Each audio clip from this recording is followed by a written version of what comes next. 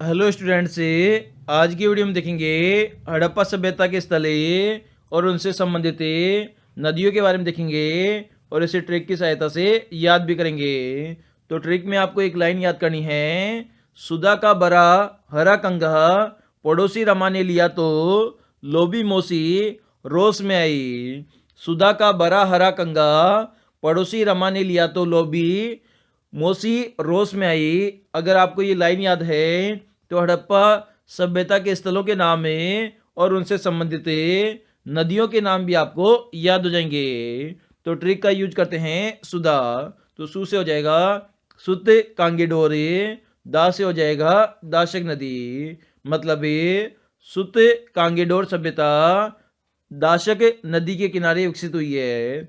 इसी प्रकार से ब से हो जाएगा बनवाली, रा से हो जाएगा रंगोई नदी। मतलब बनवाली रंगोई नदी के किनारे विकसित हुई है। इसी प्रकार से ह से हो जाएगा हड़प्पा, रा से हो जाएगा रावी नदी।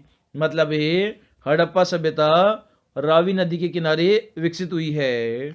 इसी प्रकार से क से हो जाएगा कालीबंगा, घा से हो जाएगा गग्गर नदी। मतलब कालीबंगा सभ्यता गग्गर नदी के किनारे विकसित हुई है। इसी प्रकार से पड़ो से हो जाएगा चूहनदड़ो, सी से हो जाएगा सिंध नदी। मतलब चूहनदड़ो सभ्यता सिंध नदी के किनारे विकसित हुई है। और र से हो जाएगा रंगपुर, मा से हो जाएगा मादर नदी। तो रंगपुर सभ्यता मादर नदी के किनारे विकसित हुई है। लो से हो जाएगा लोथले, बी से हो जाएगा भोगवा नदी। मतलब लोथल सभ्यता भोगवा नदी के किनारे विकसित हुई है। इसी प्रकार से मो से हो जाएगा मोहनजोदड़ो, सी से हो जाएगा सिंध नदी। मतलब मोहनजोदड़ो सभ्यता सिंधु नदी के किनारे विकसित हुई है। रो से हो जाएगा रोपड़े, स से हो जाएगा सतलज। मतलब रोपड़ सभ्यता सतलज नदी के किनारे विकसित हुई है।